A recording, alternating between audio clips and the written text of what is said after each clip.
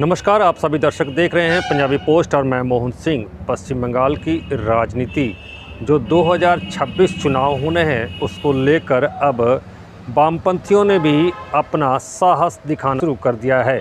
पश्चिम बंगाल के ब्रिगेड जो मैदान है उस मैदान में वामपंथी संगठन की जो है महारैली का आयोजन किया गया है। इस रैली को देखने से ही पता चलता है कि वामपंथी संगठन अब धीरे धीरे जो अपना साम्राज्य है पश्चिम बंगाल में फिर से फैलाने की जो प्लानिंग है वो कर रहे हैं। इस ब्रिगेड रैली में देखा गया है कि कई जो है भीड़, लाखों की संख्या में भीड़ इकट्ठा हुई है। इससे कहीं ना कहीं ये राजनीतिक माहौल में ये अनुमान लगाया जा रहा है कि पश्चिम बंगाल में क्या फिर से वामपंथी संगठन सक्रिय भूमिका में आ सकता है। 2026 का जो चुनाव होना है, क्या इस वामपंथियों की इस एकजुटता अर्थात इतनी बड़ी संख्या में फिर से जो है ब्रिगेड रैली में शामिल होना, क्या ये आशंका जताई जा सकती है कि 2026 में चुनाव की महत्वपूर्ण भूमिका में ये वामपंथी दल होंगे और इस पूरी व्यवस्था को इतनी बड़ी संख्या में जो वामपंथी दल यहाँ पर इकट्ठा हुए हैं, इससे कहीं ना कहीं राजनीतिक गलियारे में एक हलचल सी मची हुई है। चाहे वो भाजपा हो या फिर तृणमूल हो। तृणमूल शायद इस बड़ी संख्या में वामपंथियों के एकजुट होने पर शायद कहीं ना कहीं राजनीतिक तौर पर विश्लेषण कर रही होगी कि आखिरकार क्या फिर से वामपंथी संगठन पश्चिम बंगाल में सक्रिय हो रहे हैं। राजनीतिक स्तर पर ग्रामीण क्षेत्र में अपनी जो पकड़ है वो वामपंथी फिर से बना रहे हैं और वामपंथियों को देखते हुए ही जो है तृणमूल सरकार क्या मुसीबत में आ सकती है। हाल ही में वामपंथी संगठन के जो नेता है विकास रंजन भट्टाचार्य ने, उन्होंने ही जो है एसएससी स्कैम की जो दुर्नीति हुई है इसको लेकर सुप्रीम कोर्ट में जो है मामला किया था, केस किया था, जो कि सुप्रीम कोर्ट ने राय दी थी और 26,000 के लगभग जो है टीचर जो है उन्हें अपना पद से बर्खास्त होना पड़ा था।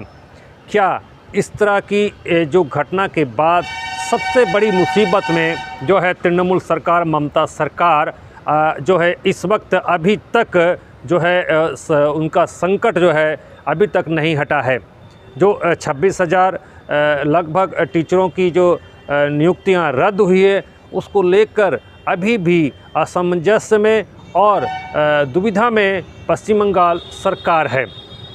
अब इस तरह का जो पहला ही झटका वामपंथियों ने इस एसएससी स्कैम को लेकर दिया, अब दूसरा झटका जो है ये देखने को मिला है कि अपना जो है शक्ति प्रदर्शन वामपंथियों ने दिखाया है इस कोलकाता की ब्रिगेड रैली में।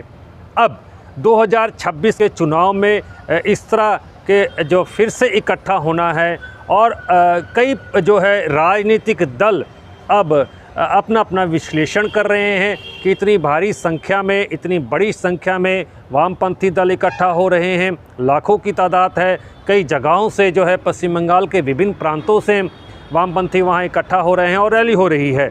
अब जो कि भाजपा भी पश्चिम बंगाल में अपना जो है राजनीतिक तौर पर कद बढ़ाने पर लगी हुई है, वहीं भाजपा भी शायद इस वामपंथियों के बढ़ते क्रेज को देखते हुए कहीं ना कहीं एक विश्लेषण पर आ सकती है या फिर कहीं ना कहीं डरी और सहमी हो सकती है।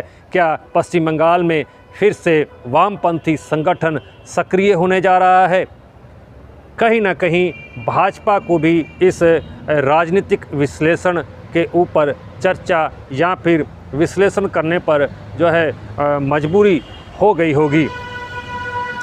तृणमूल और भाजपा दोनों के लिए जो है संगठन को आज की जो रैली है ब्रिगेड रैली को देखकर कहीं ना कहीं सब अपना अपना जो है फिर से जो है अपना साम्राज्य किस तरह से स्थापित किया जाए उस पर हो सकता है कमर कसने को तैयार हों।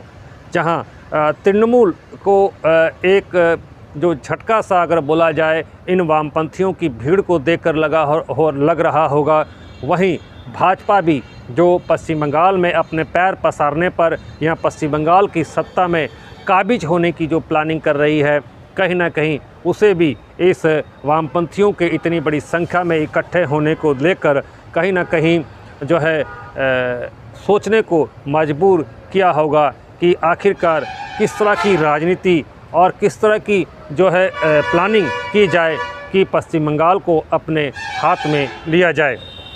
लगातार कई तरह के जो है वामपंथी बोला जाए जो है गांव स्तर से अपने छोटे लेवल से जो है लगातार आंदोलन करते आए हैं। हाल ही में ये जो एसएससी स्कैम हुआ है, इसके बाद वामपंथियों के जो है वो जोश सा एक आ चुका है वामपंथियों में, क्योंकि उन्हीं के जो वामपंथी लीडर हैं विकास रंजन भट्टाचार्य, उन्हीं ने जो है सुप्रीम कोर्ट में जो है मामला किया था। उसके बाद राज्य सरकार बैकफुट पे आई थी। सुप्रीम कोर्ट ने एसएससी स्कैम में तकरीबन 26,000 के लगभग जो है शिक्षक है उनकी नियुक्तियों को रद्द कर दिया था। इसके बाद अभी तक पश्चिम बंगाल सरकार की जो है दुविधा बनी हुई है कि आखिर इन बर्खास्त टीचरों का क्या किया जाए या फिर पुनः बहाली के ऊपर क्या चर्चा की जाए। फ़िलहाल अब जो ब्रिगेड रैली समावेश हो रहा है, इसमें जो है भाजपा और तृणमूल दोनों को झटका लगा हुआ है। ख़ास करके जो तृणमूल है वो उनको ज़्यादा झटका लगा हो सकता है, क्योंकि सत्ता पक्ष हमेशा चाहता है कि वो सत्ता को संभाले रखे, लेकिन 2026 में अगले ही साल चुनाव होने हैं। इसको लेकर भी जो है लगातार तैयारियां तृणमूल अपने स्तर पर कर रही हैं, बूथ लेवल पर कर रही हैं और अपने जो संगठन है उसको भी मजबूत करने पर लगी हुई हैं।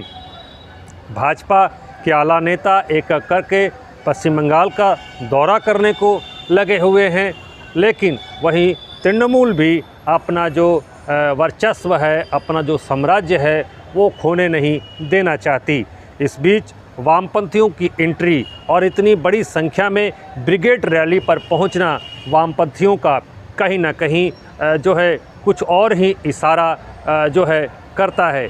क्या वामपंथी धीरे धीरे अपनी ताकत फिर से बढ़ा रहे हैं और क्या फिर वो सक्रिय होकर जो है पश्चिम बंगाल की राजनीति में कूदना चाह रहे हैं, या फिर वामपंथी इस ब्रिगेड रैली के माध्यम से विरोधियों को अपने समझा देना चाहते हैं कि 2026 की लड़ाई के लिए वो प्रस्तुत हैं। पॉलिटिकल अपडेट्स के लिए जुड़े रहें मोहन सिंह के साथ, देखते रहें पंजाबी पोस्ट।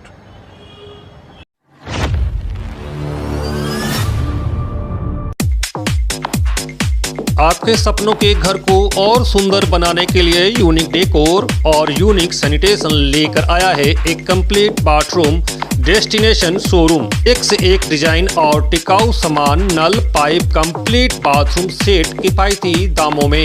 जैक्वार, एस्को, प्राजो, आर्टिज के ब्रांड उपलब्ध हैं। हमारा पता unique decor, Parvati shopping arcade, shop number 4 and 44 GT road, आश्रम मोड़, आसनसोल। दूसरा पता unique sanitation 82 NS road, Asansol. संपर्क नंबर 943404247603 4123 00062।